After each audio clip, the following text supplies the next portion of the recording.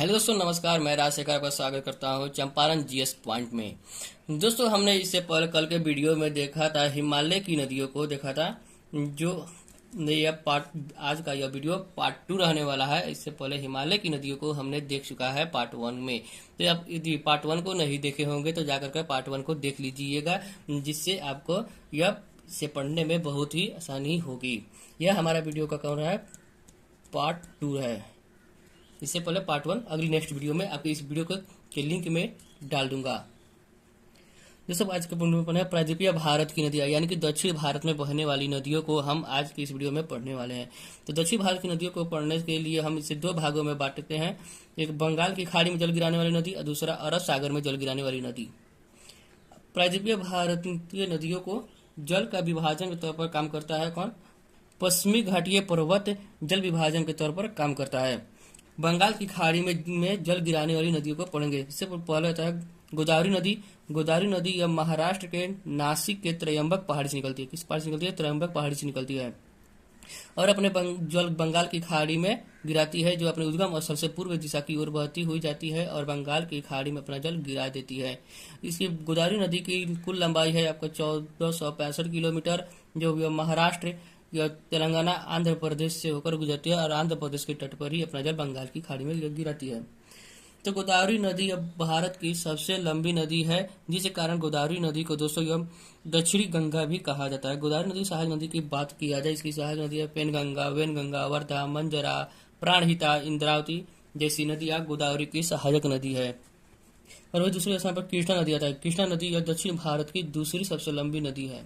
कृष्णा नदी की कुल लंबाई दोस्तों 1400 किलोमीटर है और यह कृष्णा नदी कहाँ से निकलती है? इसका उद्गम स्थल महाराष्ट्र के महाबलेश्वरम पहाड़ी से निकलती है। कृष्णा नदी अपने पूर्व दिशा की ओर बहती हुई बंगाल की खाड़ी में जाकर के गिर जाती है और यह आंध्र प्रदेश के तट पर ही अपना जल कृष्णा नदी बंगाल की खाड़ी में गिराती है। दोस्तों, इसकी सहायक नदी की बात करें तो घाट प्रवाह, माल प्रवाह, तुंगभद्रा, भीमा, कोयना है। कृष्णा नदी की दोस्तों महाराष्ट्र, कर्नाटक और तेलंगाना, आंध्र प्रदेश से होकर गुजरती है। कावेरी नदी। कावेरी नदी ब्रह्मगिरी पर्वत से होकर पहाड़ी से होकर गुजरती है, जो कर्नाटक में स्थित है। यह पूर्व की दिशा की ओर बहती है और इसकी कावेरी नदी की कुल लंबाई 800 किलोमीटर की सहायक नदी हैरांगी, अर्कावती, हेमावती, अमरावती जैसी नदियां हैं। कावेरी नदी को दोस्तों दक्षिण भारत की गंगा कहा जाता है। जैसे जिस तरह के हम उत्तर भारत में अपनी गंगा नदी के जल का प्रयोग हम पूजा पाठों में किया करते हैं, ठीक उसी प्रकार दक्षिण भारत के लोग इस कावेरी नदी का जल पूजा पाठों में करते हैं। क्योंकि दोस्तों दक्षिण भारत की गंगा कावेरी नदी कहा जाता है और दक्षिणी गंगा की बात करें तो दक्षिणी गंगा दोस्तों गोदावरी नदी को कहेंगे। ये आप इसमें कंफ्यूज हो जाता है कभी कभी, आप इस कंफ्यूज को आप दूर रखिएगा। महानदी। महानदी की कुल लंबाई 885 किलोमीटर है। महानदी छत्तीसगढ़ के सिंहावा पर्वतश्रेणी से निकलती है। दोस्तों, महानदी की सहायक नदी की बात करें तो शिवनाथ, मांड, ईब, जोग, तेल महानदी की सहायक नदी है और वह दोस्तों महानदी पर ही उड़ीसा राज्य में विश्व का सबसे बड़ा बांध हीराकुंड बांध का निर्माण किया गया है। तो स्वर्णरेखा नदी की बात की जाए, स्वर्णरेखा नदी यह झारखंड के छोटा नागपुर के पठार से निकलता है। इसकी कुल लंबाई आपका 395 किलोमीटर है और यह झारखंड गया और उड़ीसा, पश्चिम बंगाल से होकर गुजरती है। पश्चिम बंगाल के तट पर ही अपना जल बंगाल की खाड़ी में गिराती है। पश्चिम बंगाल के तट पर ही अपना जल बंगाल की खाड़ी में गिराती है। स्वर्णरेखा नदी की बात करें तो स्वर्णरेखा नदी को छोटा नागपुर की गंगा भी कहा जाता है। दामोदर नदी। दामोदर नदी छोटा नागपुर के पठार से निकलती है। यह भी दामोदर नदी पश्चिम बंगाल में हुगली नदी से जाकर के यह मिल जाती है दोस्तों। और वही दामोदर नदी की लंबाई की बात करें तो दामोदर नदी की कुल लंबाई 592 किलोमीटर है और दामोदर नदी को दोस्तों बंगाल का शोक भी कहा जाता है, क्योंकि दामोदर नदी में जब भी बाढ़ की समस्या उत्पन्न होती है तो यह बंगाल को बहुत ही ज्यादा भारी मात्रा में क्षति पहुंचाती है। जैसे कि दोस्तों बिहार में शोक नदी कोसी नदी कहा जाता है, ठीक उसी प्रकार ही दामोदर नदी को भी बंगाल का शोक कहा जाता है। वही दामोदर की सहायक नदी में आगे आपका बराक और कोनारी अब दामोदर की सहायक नदियां हैं। दोस्तों, ये थी हमारी बंगाल की खाड़ी में जल गिराने वाली कुछ महत्वपूर्ण नदियां, जो आपके लगभग 6 नदियां हैं, जो आप मुख्य तौर पर याद रखिएगा कहाँ से निकलती है और कहाँ अपना जल गिराती है, किस किस राज्य से होकर गुजरती है। मुख्य तौर पर यही आपका है और इसका सहायक नदी भी आपको इम्पोर्टेंट याद रखना है। दोस्तों, आपका हो गया अरब सागर में जल गिराने वाली नदी। तो पहले नर्मदा नदी। नर्मदा नदी के दोस्तों उद्गम स्थल आपका अमरकंटक की पहाड़ी से निकलती है, जो यह अपनी उद्गम स्थल से पश्चिमी दिशा में होते हुए गुजरात के खंबात की खाड़ी में अपना जल गिराती है, जो यह अमरकंटक की पहाड़ी मध्य प्रदेश में स्थित है। नर्मदा नदी की कुल लंबाई 1312 किलोमीटर है। इसकी सहायक नदियां ओरसंग, तवा, बंजर, शेर ये प्रमुख इसकी सहायक नदी है। और वही नर्मदा नदी के पर ही दुग्धधारा जलप्रपात का निर्माण नर्मदा नदी पर किया गया है। ताप्ती नदी यह बैतूल जिला के मुल्ताई नामक स्थान से निकलती है, जो मध्य प्रदेश में स्थित है। और वही दोस्तों ताप्ती नदी की कुल लंबाई 714 किलोमीटर है, लेकिन कुछ स्रोतों के अनुसार इसकी लंबाई 730 किलोमीटर है। आप दोनों याद रखिएगा, जो ऑप्शन में आएगा उसको मार्क कर चला जाइएगा। और दोस्तों ताप्ती नदी मध्य प्रदेश, महाराष्ट्र और गुजरात से होकर के गुजरती है। इसी सहायक नदियों में अरुणावती, गिरना, मुरना इसकी प्रमुख सहायक नदी है। देखो नर्मदा नदी, ताप्ती नदी और दामोदर नदी ये तीनों नदियां हैं जो भ्रंश घाटी में बहती है।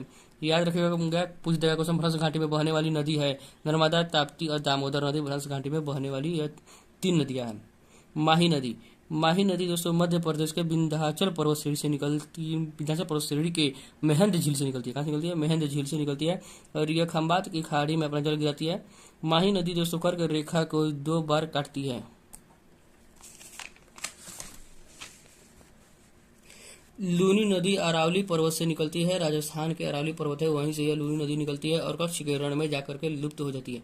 लूनी नदी की सहायक नदी की बात करें तो सुरसती, जवाई, बूंदी इसकी प्रमुख सहायक नदी है और इसका दोस्तों कुल लंबाई 320 किलोमीटर है। साबरमती नदी भी अरावली पर्वत श्रेणी से ही निकलती है। साबरमती नदी के तट पर ही दोस्तों गुजरात का प्रमुख शहर अहमदाबाद स्थित है। और 1916 ईस्वी में महात्मा गांधी ने साबरमती आश्रम की स्थापना भी साबरमती नदी के तट पर ही किया था। साबरमती सत्याग्रह की स्थापना साबरमती नदी के तट पर ही किया था। और दोस्तों इसकी कुछ लंबाई आपको 371 किलोमीटर है।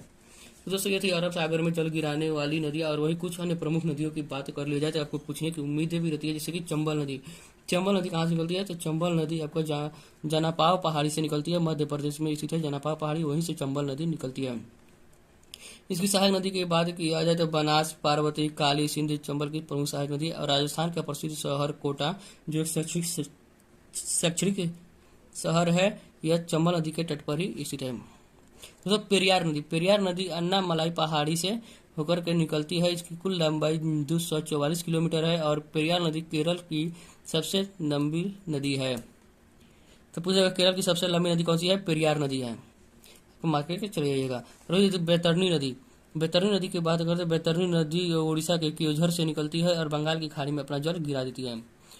बैतरना नदी ये त्र्यंबक पहाड़ी से निकलती है, महाराष्ट्र के त्र्यंबक पहाड़ी से निकलती है, याद रखिएगा। इसमें बैतरना और बैतरनी में बहुत ही ज्यादा कंफ्यूज उत्पन्न होता है। बैतरना कहेगा तो महाराष्ट्र में रहेगा, महा से बैतरना ना, और उड़ीसा से लास्ट में आ रहा है ई, उसी कॉम्बाइट करके आप याद रख सकते हैं। अब मांडवी नदी को बेलगाम से निकलती है, जो कर्नाटक के बेलगाम से होकर के यह निकलती है मांडवी नदी। अब मांडवी गोवा की राजधानी पणजी मांडवी नदी के तट पर ही बसा है। मांडवी नदी के पर ही दोस्तों दूध सागर जलप्रपात स्थित है। और नर्मदा नदी पर पूछेगा तो नर्मदा नदी पर दुग्धधारा जलप्रपात स्थित है। इसमें कंफ्यूज नहीं होगा, यह भी कंफ्यूज वाला ही यह प्रश्न है। और वही दोस्तों तीस्ता नदी की बात करें तो यह सिक्किम के पाऊ हुनरी हिमनद से निकलती है, जो जाकर तीस्ता नदी बांग्लादेश में जाकर के ब्रह्मपुत्र नदी से जाकर के मिल जाती है। इसकी प्रमुख सहायक नदी की बात करें रंगीत है।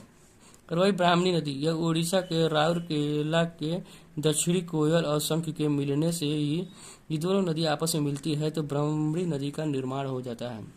वंशधारा नदी दोस्तों उड़ीसा से निकलती है। और बेतवा नदी यह मध्य प्रदेश के विंध्य पर्वत श्रेणी से निकलती है, जो यमुना की सहायक नदी है। रूपनारायण नदी यह तिलवनी पहाड़ी से निकलती है, जो झारखंड में स्थित है। और वही दोस्तों यह हुगली की सहायक नदी है। दोस्तों ये थी हमारी भारत की प्रमुख नदियां, जो आप इस क्लास में पार्ट 2 के अंदर यह समाप्त हो चुकी है। दोस्तों यह आप इस पूरी नदियों को जितने बताई गई है उतना याद रखिएगा। 100 अगर क्वेश्चन आया तो कम से कम दोस्तों 100% आप बनाकर ही आइएगा, ना बनाने की कोई चांस ही नहीं रहा। अगर आप याद नहीं किए रहेंगे तो हमारा इसमें तो कोई तो कोई दवा नहीं है जो आपको रट कर आपको घोर के पिला दूं जो आपको याद हो जाए। ये आपको याद करना पड़ेगा, इसमें छाटने के बाद जो इतनी मेहनत करने के बाद इन सभी नदियों को छोटे से छोटे किया जाने का प्रयास किया गया है, जो लेकिन इससे छोटा और नहीं हो सकता है। इन लोगों आपको 2 से 4 पन्ना में आपको ये पूरी नदियां को खत्म कर दिया गया है। दोस्तों आप इस नदियों को याद रखिएगा। बिहार पुलिस में इस नदियों से आने का प्रश्न 100% बन सकती है। दोस्तों फिर एक और नेक्स्ट वीडियो को मिलते हैं, तब तक के लिए मिलते हैं फिर एक और नेक्स्ट वीडियो के। दोस्तों जाते जाते चैनल को सब्सक्राइब करते जाइएगा, और हाँ चैनल पर पहली बार आए होंगे थे तो ज़्यादा से ज़्यादा सपोर्ट करिएगा। मिलते हैं फिर एक और नेक्स्ट वीडियो के साथ, तब तक के लिए जय हिंद।